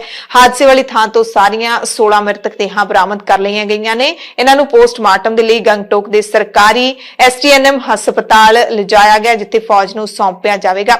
ਭਾਰਤ ਦੇ ਰੱਖਿਆ ਮੰਤਰੀ ਰਾਜਨਾਥ ਸਿੰਘ ਨੇ ਇਸ ਹਾਦਸੇ ਤੇ ਦੁੱਖ ਪ੍ਰਗਟਾਇਆ ਹੈ ਤੇ ਦੁਖੀ ਮੈਂਬਰਾਂ ਦੇ ਨਾਲ ਹਮਦਰਦੀ ਵੀ ਪ੍ਰਗਟ ਕੀਤੀ ਹੈ। ਪੰਜਾਬ ਸਰਕਾਰ ਸਮਾਰਟ ਸਕੂਲਾਂ ਤੇ ਕੰਮ ਕਰਨ ਜਾ ਰਹੀ ਹੈ। 24 ਦਸੰਬਰ ਨੂੰ ਸਰਕਾਰੀ ਸਕੂਲਾਂ ਦੇ ਵਿੱਚ ਮਾਪੇ ਅਧਿਆਪਕ ਮਿਲਣੀ ਹੋਏਗੀ ਯਾਨੀ ਕਿ ਸ਼ਨੀਚਰਵਾਰ ਨੂੰ, ਜਿਸ ਦੇ ਲਈ ਸਰਕਾਰੀ ਮੁਲਾਜ਼ਮਾਂ ਨੂੰ 2 ਘੰਟਿਆਂ ਦੀ ਛੁੱਟੀ ਵੀ ਮਿਲੇਗੀ। ਪੰਜਾਬ ਦੇ ਮੁੱਖ ਮੰਤਰੀ ਭਗਵੰਤ ਮਾਨ ਨੇ ਚੰਡੀਗੜ੍ਹ ਦੇ ਸੈਕਟਰ 35 ਵਿੱਚ ਮਾਰਕਫੈਡ ਦੇ ਵੱਲੋਂ ਕਰਵਾਏ ਇੱਕ ਸਮਾਗਮ ਦੇ ਵਿੱਚ ਸ਼ਿਰਕਤ ਕਰਦਿਆਂ ਇਹ ਜਾਣਕਾਰੀ ਦਿੱਤੀ ਅਤੇ ਮਾਰਕਫੈਡ ਵਿੱਚ ਹੋਈਆਂ ਨਵੀਆਂ ਨਿਯੁਕਤੀਆਂ ਦੇ ਨਿਯੁਕਤੀ ਪੱਤਰ ਵੀ ਵੰਡੇ। ਮਾਨ ਨੇ ਐਲਾਨ ਕੀਤਾ ਕਿ ਸੂਬੇ ਦੇ ਵਿੱਚ 100 ਤੋਂ ਵੱਧ ਸਕੂਲ ਆਫ ਐਮੀਨੈਂਸ ਦਾ ਨਿਰਮਾਣ ਕੀਤਾ ਜਾਊਗਾ ਜਿਹਦੇ ਵਿੱਚ 9ਵੀਂ 10ਵੀਂ 11ਵੀਂ ਤੇ 12ਵੀਂ ਤੱਕ ਦੇ ਬੱਚਿਆਂ ਨੂੰ ਉਹਨਾਂ ਦੇ ਜਨੂਨ ਅਤੇ ਦਿਲਚਸਪੀ ਦੇ ਆਧਾਰ ਤੇ ਅੱਗੇ ਪੜ੍ਹਾਈ ਲਈ ਤਿਆਰ ਕੀਤਾ ਜਾਊਗਾ। ਆਉਣ ਵਾਲੇ ਨਵੇਂ ਸਾਲ ਦੇ ਵਿੱਚ 3000 ਤੋਂ ਵੱਧ ਮਾਸਟਰ ਕੇਡਰ ਦੀਆਂ ਨੌਕਰੀਆਂ ਦੇ ਨਿਯੁਕਤੀ ਪੱਤਰ ਦੇਣ ਦਾ ਦਾਅਵਾ ਵੀ ਸੀਐਮ ਨੇ ਕੀਤਾ। ਕੱਲ ਨੂੰ ਸਾਰੇ ਪੰਜਾਬ ਦੇ ਵਿੱਚ ਪਹਿਲੀ ਵਾਰ ਹੋ ਰਿਹਾ ਹੈ ਕਿ ਸਰਕਾਰੀ ਸਕੂਲਾਂ 'ਚ ਵੀ ਪੇਰੈਂਟ ਟੀਚਰ ਮੀਟਿੰਗ ਹੋ ਰਹੀ ਹੈ। ਨਹੀਂ, ਸਰਕਾਰੀ ਸਕੂਲਾਂ 'ਚ ਨਹੀਂ ਕਰਨੀ। ਪੇਰੈਂਟ ਟੀਚਰ ਮੀਟਿੰਗ ਪ੍ਰਾਈਵੇਟ ਸਕੂਲਾਂ 'ਚ ਹੁੰਦੀ ਸੀ। ਅਸੀਂ ਸਰਕਾਰੀ 'ਚ ਕੱਲ ਨੂੰ ਸ਼ੁਰੂ ਕਰ ਰਹੇ ਹਾਂ ਬਹੁਤ ਵੱਡੇ ਪੱਧਰ ਤੇ। ਜਿਹੜੇ ਮੁਲਾਜ਼ਮ ਨੇ ਸਰਕਾਰੀ, ਜਿਨ੍ਹਾਂ ਦੇ ਬੱਚੇ ਸਰਕਾਰੀ ਸਕੂਲਾਂ 'ਚ ਪੜ੍ਹਦੇ ਨੇ, ਉਹਨਾਂ ਨੂੰ 2 ਘੰਟਿਆਂ ਦੀ ਛੁੱਟੀ ਵੀ ਦਿੱਤੀ ਕਿ ਤੁਸੀਂ ਜ਼ਰੂਰ ਆਇਓ ਸਕੂਲ 'ਚ। ਸਕੂਲ 'ਚ ਆਓ, ਟੀਚਰ ਨਾਲ ਗੱਲ ਕਰੋ। ਟੀਚਰ ਦੱਸੂਗਾ ਕਿਹੜੇ ਸਬਜੈਕਟ 'ਚ ਕਮਜ਼ੋਰ ਹੈ, ਕਿਹੜੇ ਸਬਜੈਕਟ 'ਚ ਵਧੀਆ ਕਰ ਰਿਹਾ, ਉਹ ਕਿਵੇਂ ਬੈਲੈਂਸ ਕਰੀਏ। ਮਾਪੇ ਦੱਸਣਗੇ ਘਰੇ ਕਿੰਨੀ ਕੁ ਸਿਟਿੰਗ ਹੈ ਉਹਦੀ, ਕੀ ਕਰਦਾ ਹੈ, ਕਿੱਥੇ ਜਾਂਦਾ ਹੈ। ਸੋ ਬੱਚੇ ਤੇ ਜਦੋਂ ਮਾਪਿਆਂ ਤੇ ਟੀਚਰ ਦਾ ਆਪਸ 'ਚ ਸਹਿਯੋਗ ਹੋ ਗਿਆ ਤਾਂ ਬੱਚੇ ਨੂੰ ਵੀ ਹੌਸਲਾ ਹੁੰਦਾ ਹੈ ਕਿ ਮੈਂ ਕੁਝ ਕਰਕੇ ਦਿਖਾਉਣਾ ਹੈ। ਮੇਰੇ ਮਾਪੇ ਮੇਰੇ ਟੀਚਰ ਤੋਂ ਉਮੀਦ ਕਰਦੇ ਨੇ, ਮੇਰੇ ਟੀਚਰ ਮੈਥੋਂ ਉਮੀਦ ਕਰਦੇ ਨੇ। ਮਾਨ ਨੇ ਵੀ ਦਾਅਵਾ ਕੀਤਾ ਕਿ ਮਾਰਕਫੈਡ ਦੇ ਵਿੱਚ ਵੀ ਹੋਰ ਸੰਭਾਵਨਾਵਾਂ ਦੀ ਤਲਾਸ਼ ਕੀਤੀ ਜਾ ਰਹੀ ਹੈ। ਸਰਕਾਰ ਨੇ ਕਹਿੰਦੇ ਇੱਕ ਨਵੀਂ ਪਹਿਲ ਕੀਤੀ ਹੈ। ਇਸ ਵਾਰੀ ਰਵਾਇਤੀ ਸਿਆਸੀ ਲੀਡਰਾਂ ਨੂੰ ਦੀਵਾਲੀ ਦੇ ਤੋਹਫੇ ਜਿਹੜੇ ਦਿੱਤੇ ਜਾਂਦੇ ਨੇ, ਪਹਿਲਾਂ ਬੜੇ ਕੀਮਤੀ ਤੋਹਫੇ ਦਿੱਤੇ ਜਾਂਦੇ ਸਨ, ਪਰ ਇਸ ਵਾਰੀ ਇਹਨਾਂ ਤੋਹਫਿਆਂ ਦੇ ਵਿੱਚ ਮਾਰਕਫੈਡ ਦੀ ਟੋਕਰੀ ਦਿੱਤੀ ਗਈ ਹੈ ਜੋ ਬੇਸ਼ਕੀਮਤੀ ਹੈ, ਜਿਸ ਵਿੱਚ ਸਰੋਂ ਦਾ ਤੇਲ, ਸਰੋਂ ਦਾ ਸਾਗ, ਸ਼ਹਿਦ ਅਤੇ ਹੋਰ ਕਈ ਚੀਜ਼ਾਂ ਸ਼ਾਮਿਲ ਨੇ। ਉਹਨਾਂ ਮਾਰਕਫੈਡ ਦੇ ਉਤਪਾਦਾਂ ਦੇ ਸਹੀ ਮੰਡੀਕਰਨ ਦੀ ਲੋੜ ਤੇ ਵੀ ਜ਼ੋਰ ਦਿੰਦਿਆਂ ਕਿਹਾ ਕਿ ਪਠਾਨਕੋਟ ਦੀ ਲੀਚੀ ਸਾਰੀ ਦੁਨੀਆ ਦੇ ਵਿੱਚ ਮਸ਼ਹੂਰ ਹੈ। ਗੁੜ ਤੇ ਹੋਰ ਚੀਜ਼ਾਂ ਨੂੰ ਅਸੀਂ ਵਿਦੇਸ਼ਾਂ ਤੱਕ ਪਹੁੰਚਾ ਸਕਦੇ ਹਾਂ। ਦਾਅਵਾ ਵੀ ਕੀਤਾ ਕਿ ਸਾਡੀ ਸਰਕਾਰ ਪੰਜਾਬ ਵਿੱਚ ਫੂਡ ਇੰਡਸਟਰੀ ਨੂੰ ਪ੍ਰਫੁੱਲਿਤ ਕਰਨ ਦੀ ਕੋਸ਼ਿਸ਼ ਕਰ ਰਹੀ ਹੈ ਤੇ ਮੁੱਖ ਮੰਤਰੀ ਨੇ ਆਪਣੇ ਚੇਨਈ ਅਤੇ ਬੈਂਗਲੌਰ ਦੌਰਿਆਂ ਦਾ ਵੇਰਵਾ ਦੱਸਦੇ ਹੋਏ ਕਿਹਾ ਕਿ ਉੱਥੋਂ ਦੇ ਉਦਯੋਗਪਤੀਆਂ ਨੇ ਪੰਜਾਬ ਦੇ ਵਿੱਚ ਖੇਤੀ ਤੇ ਫੂਡ ਪ੍ਰੋਸੈਸਿੰਗ ਉਦਯੋਗ ਵਿੱਚ ਨਿਵੇਸ਼ ਕਰਨ ਦਾ ਵਾਅਦਾ ਕੀਤਾ। ਇੱਕ ਹੋਰ ਦਾਅਵਾ ਕੀਤਾ ਸੀਐਮ ਨੇ ਕਿ ਆਪ ਸਰਕਾਰ ਦੇ ਕਾਰਜਕਾਲ ਦੇ ਦੌਰਾਨ 30,000 ਕਰੋੜ ਦਾ ਨਿਵੇਸ਼ ਤਾਂ ਪੰਜਾਬ ਦੇ ਵਿੱਚ ਆ ਚੁੱਕਿਆ ਹੈ। ਟਾਟਾ ਸਟੀਲ ਤੇ ਹੋਰ ਕਈ ਦੇਸੀ ਤੇ ਵਿਦੇਸ਼ੀ ਕੰਪਨੀਆਂ ਪੰਜਾਬ ਆਈਆਂ ਨੇ। ਵੇਰਕਾ, ਮਾਰਕਫੈਡ ਤੇ ਸੋਨਾ ਬ੍ਰਾਂਡ ਨੂੰ ਲੈ ਕੇ ਕਹਿੰਦੇ ਅਸੀਂ ਵਿਦੇਸ਼ਾਂ ਦੇ ਵਿੱਚ ਗੱਲਬਾਤ ਕਰ ਰਹੇ ਹਾਂ ਕਿਉਂਕਿ ਹਰ ਮੁਲਕ ਦੇ ਵਿੱਚ ਪੰਜਾਬੀ ਵਸਦੇ ਨੇ ਤੇ ਅਸੀਂ ਉੱਥੇ ਆਪਣੇ ਪੰਜਾਬੀਆਂ ਨੂੰ ਸਮਾਨ ਪਹੁੰਚਾਇਆ ਕਰਾਂਗੇ। ਬਕਾਇਦਾ ਤੌਰ ਤੇ ਪੇਪਰ ਮੈਰਿਟ ਦੇ ਆਧਾਰ ਤੇ ਜੋ ਗਰੀਬ ਦਾ ਬੱਚਾ ਹੈ ਚਾਹੇ ਜੋ ਮਰਜ਼ੀ ਹੈ ਜਿਹੜਾ ਮੈਰਿਟ ਚਾਹੂਗਾ ਉਹਨੂੰ ਨੌਕਰੀ ਮਿਲ ਜੂਗੀ। ਅਸੀਂ ਅਨਾਉਂਸ ਕੀਤਾ ਕਿ ਪੰਜਾਬ ਪੁਲਿਸ ਦੇ ਵਿੱਚ ਹਰ ਸਾਲ 1800 ਕਾਂਸਟੇਬਲ ਤੇ 300 ਸਬ ਇੰਸਪੈਕਟਰ ਰੱਖੇ ਜਾਣਗੇ। ਉਹਨਾਂ ਦਾ ਸਾਰਾ ਅਸੀਂ ਅਗਲੇ 2-3 ਸਾਲ ਦਾ ਡਾਟਾ ਵੀ ਜਾਰੀ ਕਰਤਾ, ਪੂਰਾ ਨੋਟੀਫਿਕੇਸ਼ਨ ਕਿ ਕਦੋਂ ਹੋਣਗੇ। ਜਨਵਰੀ 'ਚ ਨੋਟੀਫਿਕੇਸ਼ਨ ਹੋਊਗਾ, ਮਈ ਤੇ ਜੂਨ 'ਚ ਲਿਖਤੀ ਪੇਪਰ ਹੋਊਗਾ, 15 ਸਤੰਬਰ ਤੋਂ 30 ਸਤੰਬਰ ਤੱਕ ਫਿਜ਼ੀਕਲ ਟੈਸਟ ਹੋਊਗਾ। ਕਰ ਲਓ ਤਿਆਰੀ ਹੁਣੇ ਤੋਂ। ਔਰ ਰੱਬ ਨਾ ਕਰੇ ਨਹੀਂ ਚੁਣੇ ਗਏ, ਅਗਲੀ ਅਟੈਂਪਟ ਦੇਵਾਂਗੇ ਤੁਹਾਨੂੰ, ਜਿਵੇਂ IAS IPS 'ਚ ਮਿਲਦੀ ਹੈ, ਅਗਲੀ ਅਟੈਂਪਟ 'ਚ ਤਿਆਰੀ ਕਰ ਲਓ। ਤੋ ਇੱਥੇ ਉਦਯੋਗਪਤੀਆਂ ਦੀ ਜਿਹੜੀ ਗੱਲ ਕੀਤੀ ਹੈ ਸੀਐਮ ਸਾਹਿਬ ਨੇ, ਉਸ ਨੂੰ ਲੈ ਕੇ ਵਿਰੋਧੀ ਧਿਰ ਵੀ ਜ਼ਾਹਿਰ ਤੌਰ ਤੇ ਮੁੱਖ ਮੰਤਰੀ ਨੂੰ ਘੇਰ ਸਕਦੀ ਹੈ ਕਿਉਂਕਿ ਪਿਛਲੇ ਦਿਨੀ ਪੰਜਾਬ ਦੇ ਉਦਯੋਗਪਤੀ ਯੂਪੀ ਦੇ ਸੀਐਮ ਨੂੰ ਮਿਲਣ ਪਹੁੰਚੇ ਨੇ ਯੋਗੀ ਆਦਿੱਤਿਆਨਾਥ ਨੂੰ। ਉਹ ਕਿਉਂ ਪੰਜਾਬ ਨੂੰ ਛੱਡ ਕੇ ਯੂਪੀ ਦੇ ਵਿੱਚ ਉਦਯੋਗ ਸਥਾਪਿਤ ਕਰਨਾ ਚਾਹੁੰਦੇ ਨੇ ਇਹ ਤਾਂ ਹੁਣ ਉਹੀ ਜਾਣਦੇ ਨੇ ਤੇ ਵਿਰੋਧੀ ਧਿਰਾਂ ਨੂੰ ਜ਼ਰੂਰ ਇੱਕ ਮਸਲਾ ਮਿਲ ਗਿਆ ਹੈ ਮੁੱਖ ਮੰਤਰੀ ਨੂੰ ਘੇਰਨ ਦਾ। ਪੰਜਾਬ ਦੀ ਨਵੀਂ ਆਪ ਸਰਕਾਰ ਹੁਣ ਤੱਕ ਸੂਬੇ ਦੇ ਵੱਖ-ਵੱਖ ਸਰਕਾਰੀ ਵਿਭਾਗਾਂ ਦੇ ਵਿੱਚ 21,404 ਨੌਕਰੀਆਂ ਦੇ ਚੁੱਕੀ ਹੈ। ਇਹ ਦਾਅਵਾ ਪੰਜਾਬ ਦੇ ਮੁੱਖ ਮੰਤਰੀ ਭਗਵੰਤ ਸਿੰਘ ਮਾਨ ਨੇ ਖੁਦ ਕੀਤਾ ਹੈ। ਹਾਲਾਂਕਿ ਮੁੱਖ ਮੰਤਰੀ ਨੇ ਨੌਕਰੀਆਂ ਲੈਣ ਖਾਤਰ ਸੰਘਰਸ਼ ਕਰਨ ਤੇ ਧਰਨੇ ਲਾਉਣ ਵਾਲੇ ਲੋਕਾਂ ਨੂੰ ਥੋੜਾ ਸਬਰ ਰੱਖਣ ਦੀ ਅਪੀਲ ਵੀ ਕੀਤੀ ਹੈ ਜਿਹੜੀ ਉਹ ਪਿਛਲੇ 9 ਮਹੀਨਿਆਂ ਤੋਂ ਕਰ ਰਹੇ ਨੇ। ਕਹਿੰਦੇ ਜਿਵੇਂ ਹੀ ਰਾਹ ਪੱਧਰਾ ਹੋਊਗਾ ਸਭ ਨੂੰ ਨੌਕਰੀਆਂ ਦੇਵਾਂਗੇ। ਮਾਨ ਨੇ ਇਹ ਵੀ ਐਲਾਨ ਕੀਤੇ ਨੇ ਕਿ ਪਹਿਲਾਂ ਬਣੇ 100 ਮੁਹੱਲਾ ਕਲੀਨਿਕਾਂ ਤੋਂ ਬਾਅਦ 26 ਜਨਵਰੀ ਤੱਕ ਇਸੇ ਤਰ੍ਹਾਂ ਦੇ 350 ਹੋਰ ਕਲੀਨਿਕ ਬਣਨਗੇ। 31 ਮਾਰਚ ਤੱਕ ਇਹਨਾਂ ਦੀ ਗਿਣਤੀ 750 ਹੋ ਜਾਏਗੀ। ਸੋ ਮੁੱਖ ਮੰਤਰੀ ਭਗਵੰਤ ਸਿੰਘ ਮਾਨ ਜਿੱਥੇ ਸੂਬੇ ਦੀ ਕਾਇਆ ਕਲਪ ਕਰਨ ਦੇ ਦਾਅਵੇ ਕਰ ਰਹੇ ਨੇ ਉੱਥੇ ਹੀ ਵਿਰੋਧੀ ਧਿਰਾਂ ਲਗਾਤਾਰ ਆਪ ਸਰਕਾਰ ਨੂੰ ਘੇਰ ਰਹੀਆਂ ਨੇ। ਸ਼੍ਰੋਮਣੀ ਅਕਾਲੀ ਦਲ ਦੇ ਪ੍ਰਧਾਨ ਸੁਖਬੀਰ ਸਿੰਘ ਬਾਦਲ ਨੇ ਦਾਅਵਾ ਕੀਤਾ ਕਿ ਪੰਜਾਬ ਦੀ ਜਨਤਾ 9 ਮਹੀਨਿਆਂ ਦੇ ਵਿੱਚ ਹੀ ਨਵੀਂ ਸਰਕਾਰ ਤੋਂ ਤੰਗ ਆ ਗਈ ਹੈ। ਇਹ ਸਾਲ ਕਹਿੰਦੇ ਬਹੁਤ ਹੀ ਔਖਾ ਲੰਘਿਆ ਲੋਕਾਂ ਦਾ ਤੇ ਜੇ 4 ਸਾਲ ਹੋਰ ਇਸੇ ਤਰ੍ਹਾਂ ਹੀ ਇਸੇ ਸਰਕਾਰ ਦੇ ਨਾਲ ਹੀ ਬਿਤਾਉਣੇ ਪਏ ਤਾਂ ਪਤਾ ਨਹੀਂ ਪੰਜਾਬ ਨੂੰ ਕੀ ਹੋ ਜਾਊ। ਸੁਖਬੀਰ ਬਾਦਲ ਨੇ ਦਾਅਵਾ ਕੀਤਾ ਕਿ 60-70% ਪੰਜਾਬੀਆਂ ਵਪਾਰੀਆਂ ਨੂੰ ਫਰੌਤੀਆਂ ਦੇ ਫੋਨ ਆ ਚੁੱਕੇ ਨੇ। ਕਈਆਂ ਨੇ ਪੈਸੇ ਦੇ ਕੇ ਜਾਨਾਂ ਬਚਾ ਲਈਆਂ ਨੇ ਪਰ ਕਈਆਂ ਦੀ ਜਾਨ ਚਲੀ ਗਈ ਹੈ ਕਿਉਂਕਿ ਇੱਥੇ ਸਰਕਾਰ ਗੈਂਗਸਟਰਾਂ ਦੀ ਚੱਲ ਰਹੀ ਹੈ। ਇੰਡਸਟਰੀਅਲਿਸਟ ਜਿਨ੍ਹਾਂ ਨੇ ਯੂਪੀ ਦੇ ਸੀਐਮ ਦੇ ਨਾਲ ਮੁਲਾਕਾਤ ਕੀਤੀ ਹੈ ਉਸ ਮੁੱਦੇ ਤੇ ਬੋਲਦਿਆਂ ਸੁਖਬੀਰ ਨੇ ਕਿਹਾ ਕਿ ਪਹਿਲਾਂ ਯੂਪੀ ਬਿਹਾਰ ਤੋਂ ਇੰਡਸਟਰੀਆਂ ਪੰਜਾਬ ਆਉਂਦੀਆਂ ਸੀ ਪਰ ਇਹਨਾਂ 8 ਮਹੀਨਿਆਂ ਦੇ ਵਿੱਚ ਹੀ ਆਪ ਸਰਕਾਰ ਨੇ ਸਾਰਾ ਕੁਝ ਉਲਟਾ ਦਿੱਤਾ। ਇੰਡਸਟਰੀਆਂ ਪੰਜਾਬ ਤੋਂ ਬਾਹਰ ਜਾ ਰਹੀਆਂ ਨੇ, ਪੰਜਾਬ 'ਚ ਬੇਰੁਜ਼ਗਾਰੀ ਵਧੇਗੀ। ਸੁਖਬੀਰ ਨੇ ਅਰਵਿੰਦ ਕੇਜਰੀਵਾਲ ਤੇ ਇਲਜ਼ਾਮ ਲਾਉਂਦਿਆਂ ਕਿਹਾ ਕਿ ਸੂਬੇ ਦੇ ਸਾਰੇ ਉੱਚੇ ਅਹੁਦਿਆਂ ਤੇ ਅਰਵਿੰਦ ਕੇਜਰੀਵਾਲ ਨੇ ਆਪਣੇ ਬੰਦੇ ਨਿਯੁਕਤ ਕੀਤੇ ਨੇ। ਪੰਜਾਬੀਆਂ ਨੂੰ ਤਾਂ ਕਹਿੰਦੇ ਕੁਝ ਨਹੀਂ ਮਿਲਿਆ। ਸਾਰੀਆਂ ਫਾਈਲਾਂ ਦਿੱਲੀ ਤੋਂ ਲਾਇਆ ਇੱਕ ਇੰਚਾਰਜ ਚੈੱਕ ਕਰਦਾ ਪਹਿਲਾਂ ਫਿਰ ਸੰਬੰਧਿਤ ਮੰਤਰੀ ਜਾਂ ਮੁੱਖ ਮੰਤਰੀ ਕੋਲ ਜਾਂਦੀਆਂ ਨੇ ਤੇ ਰਾਘਵ ਚੱਡਾ ਹੀ ਕਹਿੰਦੇ ਪੰਜਾਬ ਦਾ ਅਸਲੀ ਮੁੱਖ ਮੰਤਰੀ ਹੈ। 8 ਮਹੀਨਿਆਂ ਦੇ ਵਿੱਚ ਆਪ ਸਰਕਾਰ ਦੇ ਵੱਲੋਂ ਚੁੱਕੇ ਗਏ 30,000 ਕਰੋੜ ਦੇ ਕਰਜ਼ੇ ਤੇ ਵੀ ਸੁਖਬੀਰ ਨੇ ਤੰਜ ਕੱਸਦਿਆਂ ਕਿਹਾ ਕਿ ਹਿਮਾਚਲ ਤੇ ਗੁਜਰਾਤ ਚੋਣਾਂ ਦੇ ਵਿੱਚ ਇਹਨਾਂ ਨੇ ਖਜ਼ਾਨੇ ਦਾ 300 ਕਰੋੜ ਖਰਚ ਕਰ ਦਿੱਤਾ ਹੈ ਤੇ ਇਹ ਜਿਹੜਾ ਪੈਸਾ ਹੈ 300 ਕਰੋੜ ਇਹਨਾਂ ਦੀ ਪਾਰਟੀ ਵੱਲੋਂ ਵਾਪਸ ਕੀਤਾ ਜਾਣਾ ਚਾਹੀਦਾ ਪੰਜਾਬ ਨੂੰ। ਸੁਖਬੀਰ ਨੇ ਮੀਡੀਆ ਟੈਰਰਿਜ਼ਮ ਦਾ ਵੀ ਇਲਜ਼ਾਮ ਲਾਇਆ ਅਤੇ ਇਹ ਸਾਰੇ ਇਲਜ਼ਾਮ ਲਾਉਂਦੇ ਸੁਖਬੀਰ ਬਾਦਲ ਨੇ ਭਗਵੰਤ ਸਿੰਘ ਮਾਨ ਤੋਂ ਅਸਤੀਫਾ ਮੰਗਿਆ ਕਿ ਜੇ ਸਰਕਾਰ ਨਹੀਂ ਚਲਾ ਸਕਦੇ ਤਾਂ ਅਸਤੀਫਾ ਦੇ ਦਿਓ, ਅਸੀਂ ਸਵਾਗਤ ਕਰਾਂਗੇ। ਲਾਅ ਐਂਡ ਆਰਡਰ ਖਤਮ ਹੋ ਗਿਆ, ਇੰਡਸਟਰੀ ਭੱਜ ਰਹੀ ਹੈ, ਆਮਦਨ ਘਟਣ ਲੱਗ ਗਈ, ਕਰਜ਼ਾ ਵਧਾਉਣ ਲੱਗ ਗਏ ਤੇ ਆ ਵੀ ਇੰਨੀ ਸ਼ਰਮ ਨਹੀਂ ਇਹਨਾਂ ਨੂੰ ਜੇ ਆਮਦਨ ਹੀ ਘਟ ਰਹੀ ਹੈ ਤੇ ਘੱਟ ਤੋਂ ਘੱਟ ਆਪਾਂ ਖਰਚੇ ਘਟਾਈਏ। ਖਰਚੇ ਕੀ ਘਟਾਉਣੇ ਸੀ? 750 ਕਰੋੜ ਰੁਪਇਆ ਇਹਨਾਂ ਮੀਡੀਆ ਦਾ ਬਜਟ ਰੱਖ ਲਿਆ ਆਪਣੀ ਝੂਠੀ ਤਾਰੀਫ ਕਰਾਉਣ ਵਾਸਤੇ, ਐਡ ਦੇਣ ਵਾਸਤੇ ਤੇ ਵੱਡਾ ਮਿਸਯੂਜ਼ ਜਿਹੜਾ ਕੀਤਾ ਹੈ।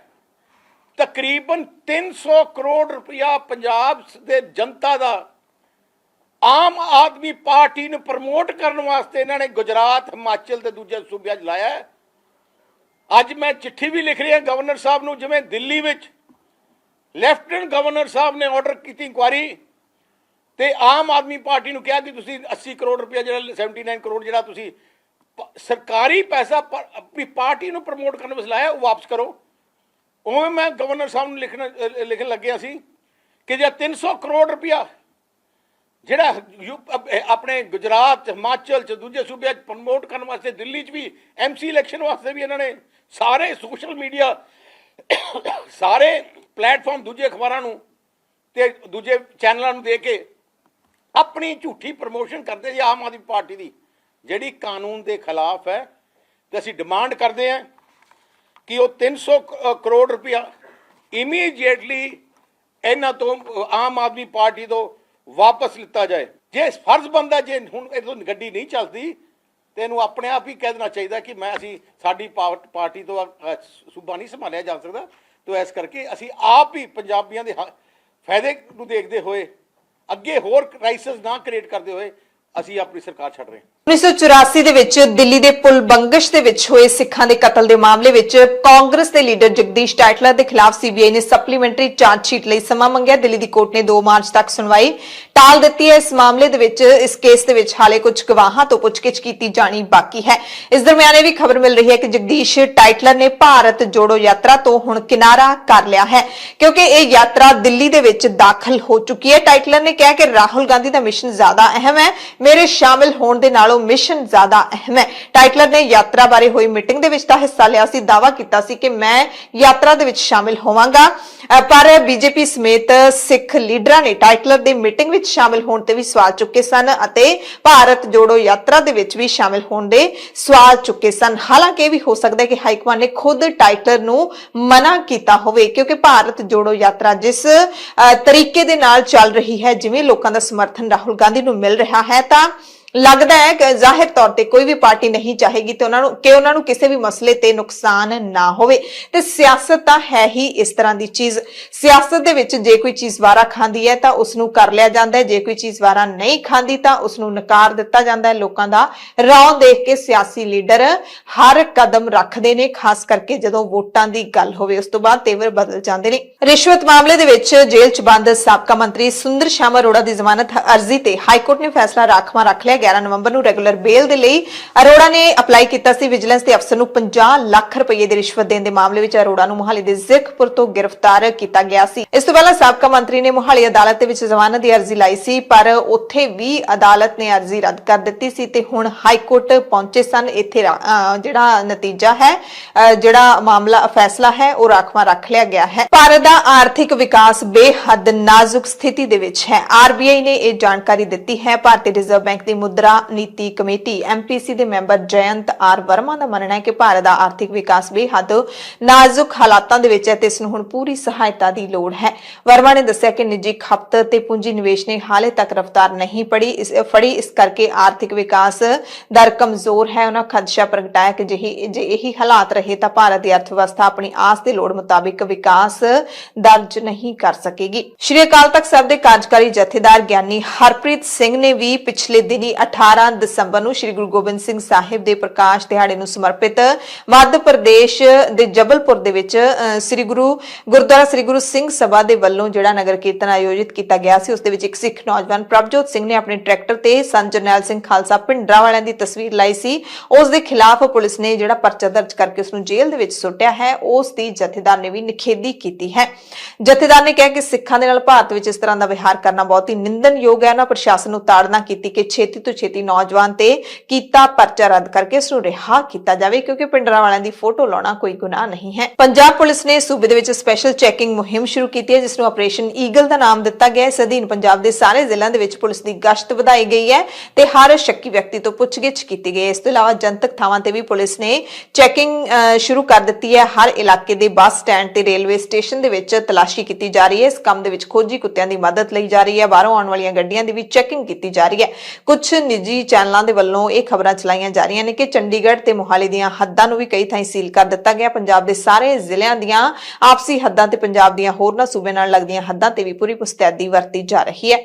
ਭਾਰਤ ਪਾਕਿਸਤਾਨ ਸਰਹੱਦ ਉੱਤੇ ਥਾਣਾ ਘਰਿੰਡਾ ਅਧੀਨ BOP ਪੁਲਮੋਰਾ ਤੇ ਸ਼ੁੱਕਰਵਾਰ ਸਵੇਰੇ 7:30 ਵਜੇ ਪਾਕਿਸਤਾਨ ਵੱਲੋਂ ਆਏ ਡਰੋਨ ਨੂੰ BSF ਜਵਾਨਾਂ ਨੇ ਗੋਲੀਬਾਰੀ ਕਰਕੇ ਸੁੱਟ ਲਿਆ। ਇਲਾਕੇ ਦੀ ਤਲਾਸ਼ੀ ਕੀਤੀ ਗਈ ਅਤੇ ਇਸ ਡਰੋਨ ਨੂੰ ਕਬਜ਼ੇ ਵਿੱਚ ਲੈ ਲਿਆ ਗਿਆ। ਐਮਰਜੈਂਸੀ ਬੁਲੇਟਿਨ ਦੇ ਵਿੱਚ ਹੁਣ ਤੁਹਾਨੂੰ ਪੂਰੇ ਭਾਰਤ ਤੇ ਪੂਰੀ ਦੁਨੀਆ ਦੀਆਂ ਵੱਡੀਆਂ ਖਬਰਾਂ ਦੱਸ ਦਿੰਦੇ ਹਾਂ। ਸਭ ਤੋਂ ਪਹਿਲਾਂ ਖਬਰ ਸੰਸਦ ਦੇ ਸਰਦਰੁੱਤ ਸੈਸ਼ਨ ਦੇ ਨਾਲ ਜੁੜੀ ਹੋਈ ਹੈ, ਜਿਹੜਾ ਕਿ ਸਮੇਂ ਤੋਂ ਪਹਿਲਾਂ ਹੀ ਉਠਾ ਦਿੱਤਾ ਗਿਆ ਹੈ, ਖਤਮ ਕਰ ਦਿੱਤਾ ਗਿਆ ਹੈ। ਰਾਜ ਸਭਾ ਸਭਾ ਤੇ ਲੋਕ ਸਭਾ ਦੇ ਸਰਦਰੁੱਤ ਸੈਸ਼ਨ ਦੀ ਬੈਠਕ ਅਣਮਿੱਥੇ ਸਮੇਂ ਦੇ ਲਈ ਮੁਲਤਵੀ ਕਰ ਦਿੱਤੀ ਗਈ ਹੈ ਤੇ ਤੈਅ ਦਿਨਾਂ ਤੋਂ 6 ਮਹੀਨੇ ਪਹਿਲਾਂ ਹੀ ਦੋਵਾਂ ਸਦਨਾਂ ਦੀ ਕਾਰਵਾਈ ਨਿਬੇੜ ਦਿੱਤੀ ਗਈ ਹੈ। ਸੈਂਟਰ ਸਰਕਾਰ ਨੇ ਭਾਰਤ ਦੇ ਵਿੱਚ 18 ਸਾਲ ਤੋਂ ਵੱਧ ਉਮਰ ਦੇ ਲੋਕਾਂ ਦੇ ਲਈ ਬੂਸਟਰ ਖੁਰਾਕ ਦੇ ਵਜੋਂ ਵਰਤਣ ਲਈ ਭਾਰਤ ਬਾਇਓਟੈਕ ਦੀ ਇੰਟਰਾਨੇਜ਼ਲ ਕੋਵਿਡ ਵੈਕਸੀਨ ਨੂੰ ਮਨਜ਼ੂਰੀ ਦੇ ਦਿੱਤੀ ਹੈ। ਅਜਿਹੀ ਵੈਕਸੀਨ ਦੁਨੀਆ ਦੀ ਪਹਿਲੀ ਵੈਕਸੀਨ ਹੈ। ਇਹ ਅਗਲੇ ਸ਼ੁੱਕਰਵਾਰ ਨੂੰ ਕੋਵਿਨ ਦੇ ਨਾਮ ਤੇ ਜਾਰੀ ਕੀਤੀ ਜਾਵੇਗੀ। ਅਧਿਕਾਰੀਆਂ ਨੇ ਦੱਸਿਆ ਕਿ ਵੈਕਸੀਨ ਨਿੱਜੀ ਕੇਂਦਰਾਂ ਤੇ ਮਾਮੂਲੀ ਕੀਮਤ ਤੇ ਉਪਲਬਧ ਹੋਵੇਗੀ। ਕੋਵਿਡ-19 ਦੇ ਮੁੜ ਭਾਰਤ ਦੇ ਵਿੱਚ ਵਧਣ ਦੀ ਸੰਭਾਵਨਾ ਦੇ ਮੱਦੇਨਜ਼ਰ ਕੇਂਦਰੀ ਸਿਹਤ ਮੰਤਰੀ ਮਨਸੁਖ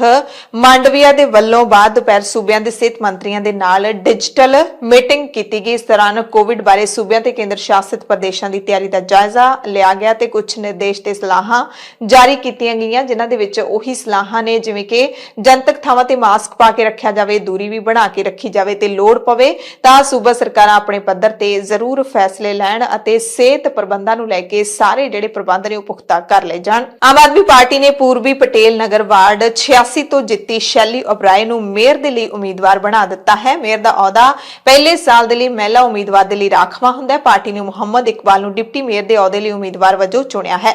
ਉਮਟੀਆ ਮਹਿਲ ਤੋਂ ਕੌਂਸਲਰ ਨੇ ਨਵੇਂ ਚੁਣੇ ਕੌਂਸਲਰਾਂ ਦੀ ਪਹਿਲੀ ਮੀਟਿੰਗ 6 ਜਨਵਰੀ ਨੂੰ ਹੋਵੇਗੀ। ਐਮਸੀਡੀ ਚੋਣਾਂ ਦੇ ਨਤੀਜੇ 7 ਦਸੰਬਰ ਨੂੰ ਐਲਾਨੇ ਗਏ ਸਨ, ਜਿਸ ਵਿੱਚ ਆਮ ਆਦਮੀ ਪਾਰਟੀ ਨੇ 250 ਵਿੱਚੋਂ 134 ਸੀਟਾਂ ਜਿੱਤੀਆਂ ਸਨ। ਹਾਲਾਂਕਿ ਇਹ ਵੀ ਖਦਸ਼ਾ ਜਤਾਇਆ ਜਾ ਰਿਹਾ ਸੀ, ਅੰਦਰ ਡਰ ਸੀ ਆਮ ਆਦਮੀ ਪਾਰਟੀ ਨੂੰ ਵੀ ਕਿ ਕਿਤੇ ਬੀਜੇਪੀ ਬਾਜ਼ੀ ਪਲਟ ਨਾ ਦੇਵੇ, ਕਿਉਂਕਿ ਜਿੱਤਣ ਤੋਂ ਬਾਅਦ ਵੀ ਬਹੁਤ ਕੁਝ ਕਰ ਲੈਂਦੀਆਂ ਨੇ ਸਿਆਸੀ ਪਾਰਟੀਆਂ। ਅਮਰੀਕੀ ਸੰਸਦ ਕੰਪਲੈਕਸ ਯਾਨੀ ਕਿ ਕੈਪੀਟਲ ਹਿਲ ਤੇ 2021 ਵਿੱਚ ਹਮਲੇ ਦੀ ਜਾਂਚ ਕਰ ਰਹੀ ਹਾਊਸ 6 ਜਨਵਰੀ ਕਮੇਟੀ ਨੇ ਆਪਣੀ ਅੰਤਿਮ ਰਿਪੋਰਟ ਦੇ ਵਿੱਚ ਕਿਹਾ ਹੈ ਕਿ ਅਮਰੀਕਾ ਦੇ ਸਾਬਕਾ ਰਾਸ਼ਟਰਪਤੀ ਡੋਨਾਲਡ ਟਰੰਪ ਨੇ 2020 ਦੀਆਂ ਰਾਸ਼ਟਰਪਤੀ ਚੋਣਾਂ ਦੇ ਜਾਇਜ਼ ਨਤੀਜਿਆਂ ਨੂੰ ਅਪਰਾਧਿਕ ਢੰਗ ਨਾਲ ਉਲਟਾਉਣ ਦੀ ਵਿਆਪਕ ਸਾਜ਼ਿਸ਼ ਕੀਤੀ ਅਤੇ ਆਪਣੇ ਸਮਰਥਕਾਂ ਨੂੰ ਕੈਪੀਟਲ ਤੇ ਹਮਲਾ ਕਰਨ ਤੋਂ ਰੋਕਣ ਦੇ ਵਿੱਚ ਉਹ ਅਸਫਲ ਰਹੇ। ਕਮੇਟੀ ਨੇ ਸਾਬਕਾ ਰਾਸ਼ਟਰਪਤੀ ਦੀਆਂ ਗਤੀਵਿਧੀਆਂ ਤੇ ਕਰੀਬ 2 ਸਾਲ ਪਹਿਲਾਂ ਹੋਈ ਹਿੰਸਕ ਬਗਾਵਤ ਦੀ 18 ਮਹੀਨਿਆਂ ਦੀ ਜਾਂਚ ਤੋਂ ਬਾਅਦ ਇਹ ਰਿਪੋਰਟ ਪੇਸ਼ ਕੀਤੀ ਹੈ। 814 ਪੰਨਿਆਂ ਦੀ ਰਿਪੋਰਟ ਵੀਰਵਾਰ ਨੂੰ ਜਾਰੀ ਕੀਤੀ ਗਈ। ਪਾਕਿਸਤਾਨ ਦੇ ਸਾਬਕਾ ਪ੍ਰਧਾਨ ਮੰਤਰੀ ਇਮਰਾਨ ਖਾਨ ਦੀ 49 ਸਾਲ ਦੀ ਸਾਬਕਾ ਪਤਨੀ ਰੇਹਮ ਖਾਨ ਨੇ ਆਪਣੇ ਤੋਂ 13 ਸਾਲ ਦੇ ਛੋਟੇ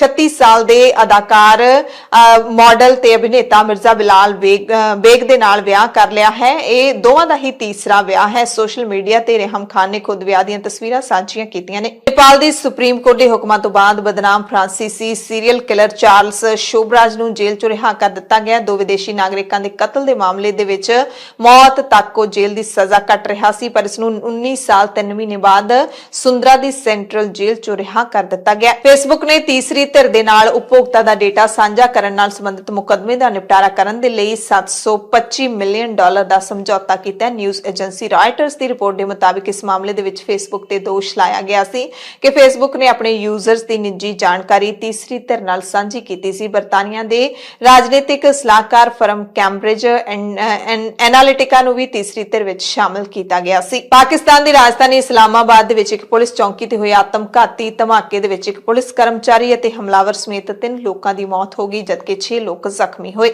ਇਸਲਾਮਾਬਾਦ ਪੁਲਿਸ ਦੇ ਡੀਆਈਜੀ ਸੋਹੇਲ ਜ਼ਫਰ ਚੱਟਾ ਦੇ ਮੁਤਾਬਿਕ ਇਹ ਘਟਨਾ I-14 ਸੈਕਟਰ ਦੇ ਵਿੱਚ ਵਾਪਰੀ, ਜਦੋਂ ਈਗਲ ਸਕੁਐਡ ਨੇ ਚੈੱਕ ਪੁਆਇੰਟ ਤੇ ਇੱਕ ਸ਼ੱਕੀ ਟੈਕਸੀ ਨੂੰ ਤਲਾਸ਼ੀ ਲਈ ਰੋਕਿਆ। ਡੀਆਈਜੀ ਸੋਹੇਲ ਜ਼ਫਰ ਦੇ ਮੁਤਾਬਿਕ ਜਦੋਂ ਤਲਾਸ਼ੀ ਚੱਲ ਰਹੀ ਸੀ ਤਾਂ ਕਾਰ ਦੇ ਵਿੱਚ ਸਵਾਰ ਇੱਕ ਵਿਅਕਤੀ ਨੇ ਧਮਾਕਾ ਕਰ ਦਿੱਤਾ। ਧਮਾਕੇ ਵਿੱਚ ਔਰਤ ਤੇ ਹਮਲਾਵਰ ਦੀ ਮੌਕੇ ਤੇ ਹੀ ਮੌਤ ਹੋ ਗਈ, ਜਦਕਿ ਤਲਾਸ਼ੀ ਮੁਹਿੰਮ 'ਚ ਲੱਗੇ ਇੱਕ ਪੁਲਿਸ ਅਧਿਕਾਰੀ ਦੀ ਵੀ ਮੌਤ ਹੋ ਗਈ। ਇਸ ਮੌਕੇ 2 ਹੋਰ ਨਾਗਰਿਕ ਵੀ ਜ਼ਖਮੀ ਹੋਏ ਨੇ। ਮਾਰੇ ਗਏ ਪੁਲਿਸ ਮੁਲਜ਼ਮ ਦੀ ਪਛਾਣ ਹੈੱਡ ਕਾਂਸਟੇਬਲ ਆਦਿਲ ਹੁਸੈਨ ਵਜੋਂ ਹੋਈ ਹੈ, ਜਦਕਿ ਹਮਲਾਵਰ ਦੀ ਹਾਲੇ ਤੱਕ ਪਛਾਣ ਨਹੀਂ ਹੋ ਸਕੀ ਸੀ। ਪਾਕਿਸਤਾਨ ਦੇ ਪ੍ਰਧਾਨ ਮੰਤਰੀ ਸ਼ਹਿਬਾਜ਼ ਸ਼ਰੀਫ ਨੇ ਇਸ ਘਟਨਾ ਦੇ ਇਸ ਹਮਲੇ ਦੀ ਨਿੰਦਿਆ ਕੀਤੀ ਹੈ। ਅਧਿਕਾਰੀਆਂ ਤੋਂ ਘਟਨਾ ਦੀ ਰਿਪੋਰਟ ਮੰਗੀ ਹੈ। ਧਮਾਕੇ ਕਰਕੇ ਕਾਰ ਨੂੰ ਵੀ ਅੱਗ ਲੱਗ ਗਈ ਸੀ। ਇਸ ਦਰਮਿਆਨ ਇਸਲਾਮਾਬਾਦ ਪੁਲਿਸ ਅਤੇ ਬੰਬ ਨਿਰੋਧਕ ਯੂਨਿਟ ਦੇ ਅਧਿਕਾਰੀ ਮੌਕੇ ਤੇ ਜਾਂਚ ਕਰ ਰਹੇ ਨੇ। ਇਲਾਕੇ ਨੂੰ ਸੀਲ ਕਰ ਦਿੱਤਾ ਗਿਆ। ਘਟਨਾ ਵਾਲੇ ਥਾਂ ਵੱਲ ਜਾਣ ਵਾਲੀ ਸੜਕ ਨੂੰ ਬੰਦ ਕਰ ਦਿੱਤਾ ਗਿਆ। ਨਾਗਰਿਕਾਂ ਨੂੰ ਬਦਲਵੇਂ ਰਾਹ ਅਪਣਾਉਣ ਦੀ ਸਲਾਹ ਜਾਰੀ ਕਰ ਦਿੱਤੀ ਗਈ ਹੈ। IPL ਦੇ ਆਉਣ ਵਾਲੇ ਸੀਜ਼ਨ ਦੀ ਗੱਲ ਕਰ ਲਈਏ ਤਾਂ ਸ਼ੁੱਕਰਵਾਰ ਨੂੰ ਕੋਚੀ ਦੇ ਵਿੱਚ ਖਿਡਾਰੀਆਂ ਦੀ ਨਿਲਾਮੀ ਹੋਈ ਹੈ ਤੇ ਸਭ ਤੋਂ ਮਹਿੰਗੇ ਖਿਡਾਰੀ ਨੂੰ ਪੰਜਾਬ ਕਿੰਗਸ ਦੀ ਟੀਮ ਨੇ ਖਰੀਦਿਆ ਹੈ। ਇਹ ਖਿਡਾਰੀ ਇੰਗਲੈਂਡ ਦੀ ਟੀਮ ਦਾ ਆਲਰਾਊਂਡਰ ਸੈਮ ਕਰਨ ਹੈ ਅਤੇ ਵਰਲਡ ਕੱਪ T20 ਦੇ ਵਿੱਚ ਉਹ ਮੈਨ ਆਫ ਦਾ ਟੂਰਨਾਮੈਂਟ ਵੀ ਰਿਹਾ ਸੀ ਤੇ ਪੰਜਾਬ ਨੇ 18 ਕਰੋੜ 50 ਲੱਖ ਦੇ ਵਿੱਚ ਇਸ ਖਿਡਾਰੀ ਨੂੰ ਖਰੀਦਿਆ ਹੈ ਤੇ ਬਾਕੀ ਵੀ ਹੋਰ ਬਹੁਤ ਸਾਰੇ ਖਿਡਾਰੀ ਨੇ ਜਿਨ੍ਹਾਂ ਦੀ ਬੋਲੀ ਹੈ ਜਿਹੜੀ ਬੜੀ ਮਹਿੰਗੀ ਲੱਗੀ ਹੈ। ਐਮਰਜੈਂਸੀ ਬੁਲੇਟਿਨ ਦੇ ਵਿੱਚ ਤੁਹਾਡੇ ਸਭ ਤੋਂ ਇਜਾਜ਼ਤ ਚਾਹੁੰਦੇ ਹਾਂ। ਤੁਸੀਂ ਸਾਰੇ ਆਪਣਾ ਧਿਆਨ ਰੱਖਿਓ। ਸਵੇਰ ਦੀਆਂ ਖਬਰਾਂ 'ਚ ਫਿਰ ਮਿਲਾਂਗੇ। ਧੰਨਵਾਦ।